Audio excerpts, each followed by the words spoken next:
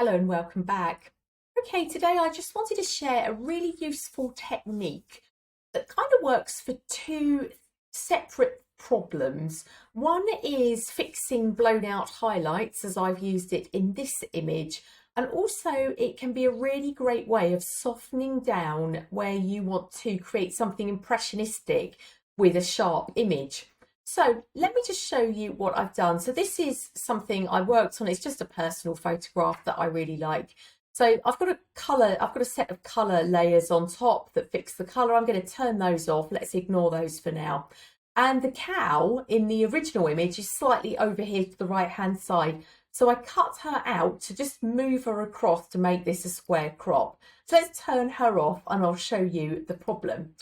So it was this. I hate this. This is because of the light on the day reflecting on the water. You can see it again over here.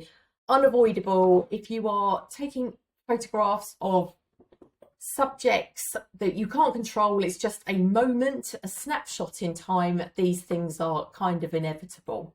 So what I've done is used another photograph to soften down the water. So it's had two effects. One, it's covered up these very sharp, harsh white patches. It's also softened the whole thing down. And I just wanted to share with you how to do this because, as I say, not only can you use this technique to patch blown out highlights, but it's also a brilliant softening effect. So to make things easy, I've moved those two images. Ooh, a strange blend mode. I've moved those two images into a separate document. So I've got here on the bottom layer the tree image, and it is cut off, but that's not the problem here. That's not the subject of our tutorials. Let me just line that up and hit return.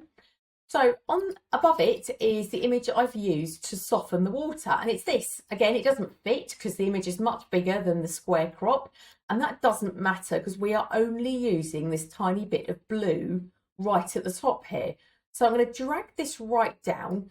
So I'm going to drag it down so it covers the water. I'm just looking at the image underneath. There's our tree. So that's the bit that we want.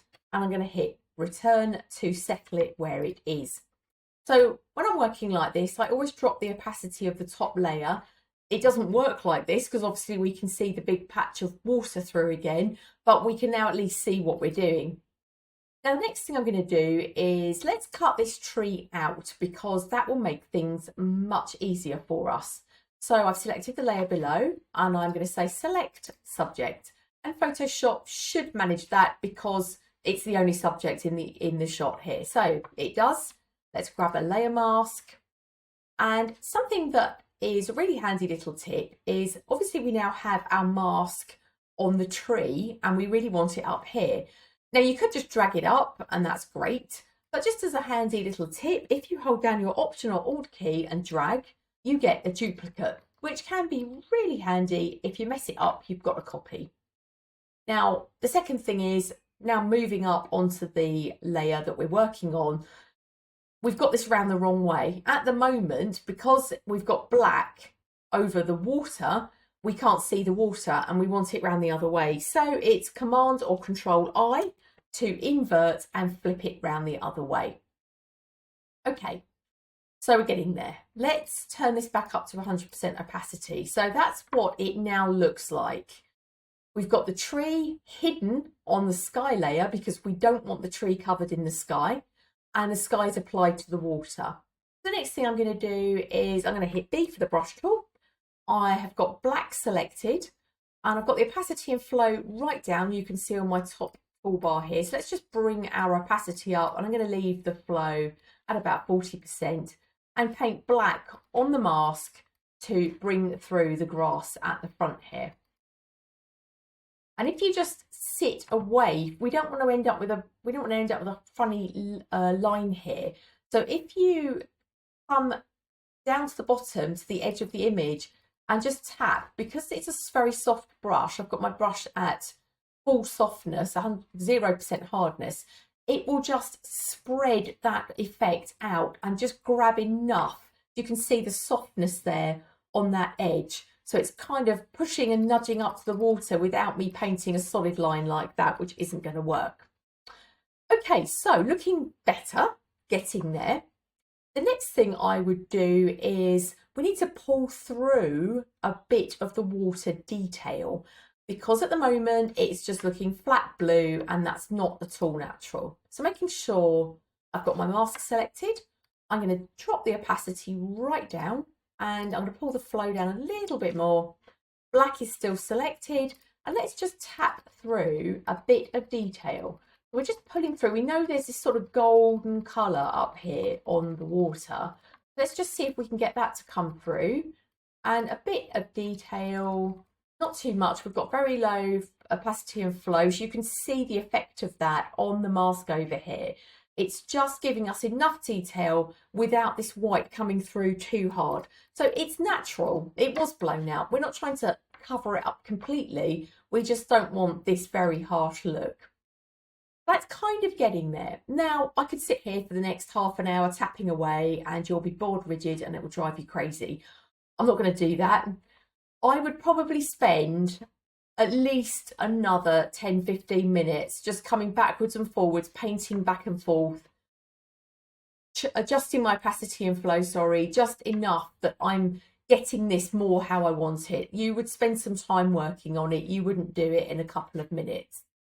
The other thing I might do is play with the blend modes.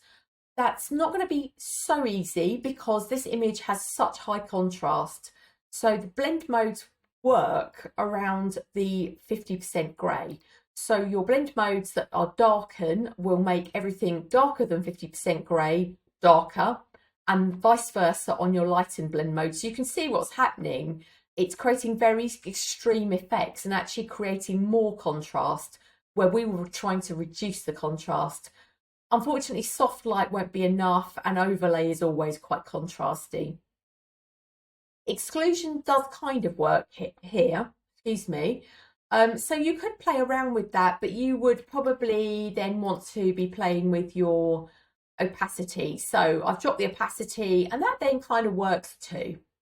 So play around. I'm going to leave mine on normal and I'm going to probably then spend another 15 to 20 minutes tinkering about with this layer mask just to get this blend right, using my brushes, going backwards and forwards with my opacity and my flow until I get what I want.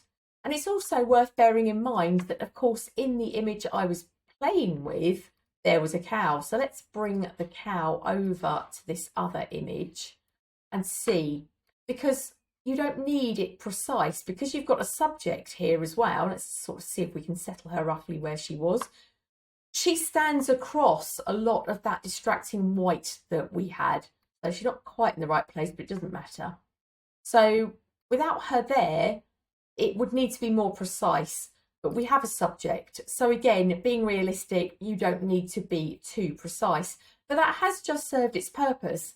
It's softened that background. And it's also brought our attention then to our subject, which is the cow and the tree and this lovely light that was on the tree, and got rid of the distraction of that blown out highlight. So I hope that's useful to you. Obviously, if you are new to Photoshop, you might be struggling with the cutout, you might be struggling with how I just moved the cow from one image to another.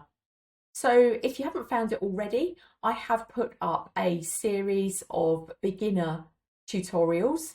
There are 2 tutorials now. I've put them in the links below. So you can use those to get started. And the whole of my Photoshop for Beginners course is on my website free of charge. If you find me at thephotographicartisan.com, link is also in the description of this video, and you'll be able to sign up for the whole of that free course. Okay, I hope that was helpful to you. Have loads of fun with your editing. Have a lovely day, and I will see you next time. Bye for now.